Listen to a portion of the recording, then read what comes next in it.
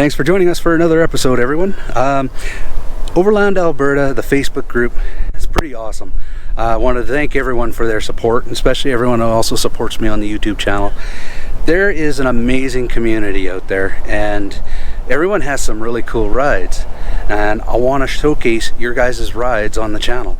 So what I'd like to do is you take about a 4-minute video and upload it, and we can showcase your ride. If you don't want to do a video, that's cool. Take about 3 or 4 pictures and kind of a little bit of a description of what your rig is all about right now, and maybe some future plans that you might have for your rig as well. Definitely would love to see some of the rides showcased on the channel. So what I'm going to do is I'm going to put a description down below, and I'm also going to put a link to Dropbox. Dropbox is so that you can upload big files to me. Try to keep the videos about 3-4 minutes long. If it's a little bit longer, no big deal, but we're trying to keep them there just so that they're easier to deal with file wise. And as much description as you can. Now, especially if you're doing photos, definitely want to have the description of what your vehicles are, because I'm going to narrate it when I upload it into the video. So appreciate all the effort you guys have put into this community, and I look forward to seeing some of the rides out there. There's some pretty nice stuff, so let's get it uploaded and we'll put it on the channel. One of the first rigs that we'd like to highlight is my cousin Trevor's. He's got a old Willys all done up for 4x, and this thing's really cool. I have a big soft spot for it. I love the Willys vehicles to begin with, and this just tops it off. I love how it goes through the mud, and Trevor's actually planning on doing a bit of a rebuild on it here this year, and he's going to stick some military tire 40s underneath it. I can't wait to see that, and hopefully we can get some footage of that once it's all done, and also have it up on the channel.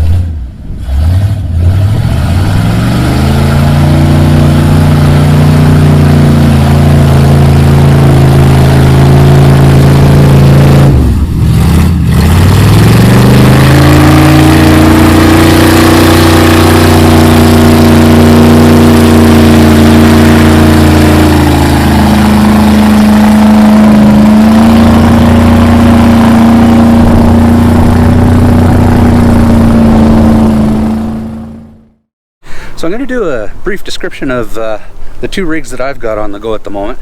The first one, which you're probably mostly familiar with, is the 2014 Jeep Rubicon. This is primarily what I've been camping in up until now. Nicely done up. We've got about a 4-inch lift on here, 35-inch tires. We've got the stock rock rails because it is a Rubicon. It does have lockers because it is a Rubicon as well. It does have bulletproof bumpers, front and rear bumpers on there. And we've got rigid headlights. We also have rigid SAE approved lights in the bumper, Smitty built winch, and I have this light here. It's called the rigid capture.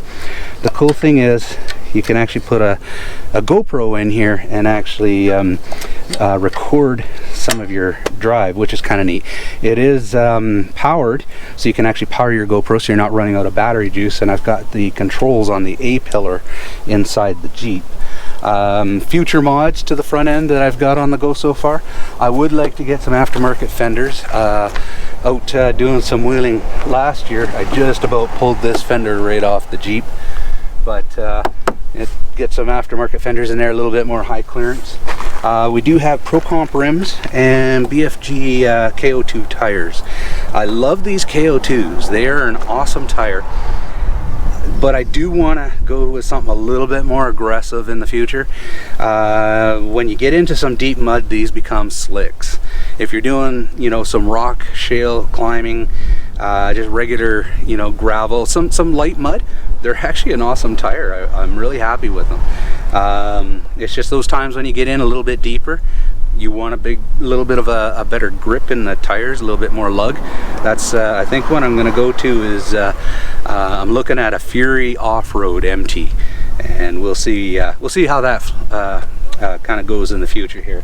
I do have what's called mag armor on the Jeep.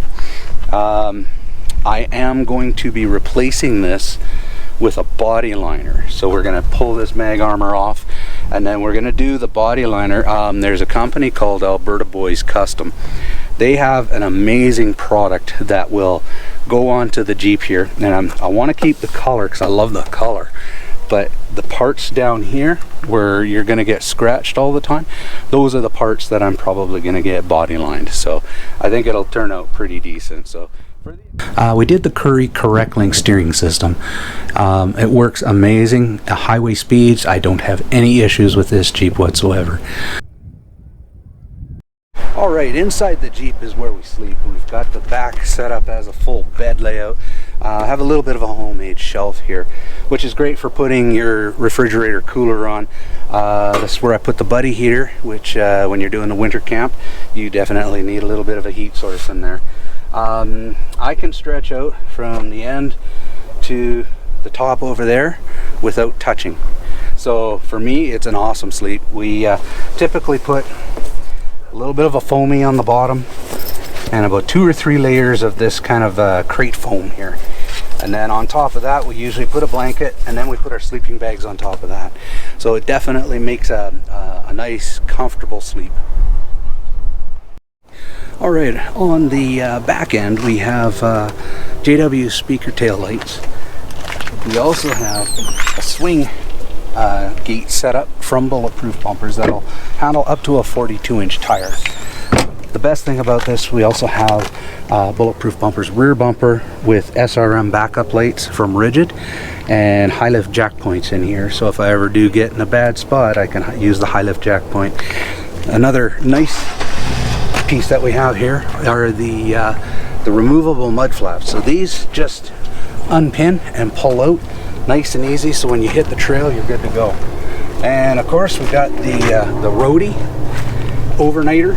This is great for doing a little bit of ventilation inside the Jeep when we're sleeping in there. Kind of gets rid of a lot of that moisture. Something else that we bring along with us whenever we go out is this Right Line Gear pop-up tent. It literally sets up in like 10 seconds and it's good to go. You just kind of nail it down. The reason why we use this and not sleep in this is we put our gear in here. It's a way better sleep inside the Jeep than it is inside the tent. So that's one of our big pieces of gear that we always bring with us. We also bring obviously our chairs and everything else. Another nice thing that we have is the Overland fire bowl. And I'll show you a couple pictures of it here, where it's actually is a propane powered fire bowl, and man, I love that thing. It works awesome. So if there's any fire bans or if there's anything like that, it's perfect for using. So inside the Jeep, it's fairly basic layout, nothing too out of the ordinary. I have my phone set up on the dash here. It's a magnet mount, so it makes it nice and easy just to stick there. I do like using the GPS on the phone. Obviously I got the stock stereo which has GPS. I still tend to use the GPS on the phone versus that. It just seems to work a lot better.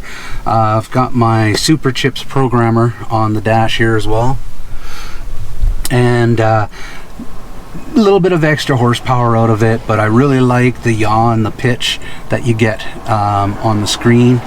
And the other thing that we use for GPS is I use a little bit of a tablet here, and it mounts just here. I don't have it mounted up right at the moment, but it'll mount with RAM mounts on there. And basically I use Gaia GPS, and it is a full GPS tablet, so I can use it when I'm off-road, and it definitely helps out. As for comms, well, for comms I've got the CB radio. That's all built in and good to go. I also use the two-way radios as well.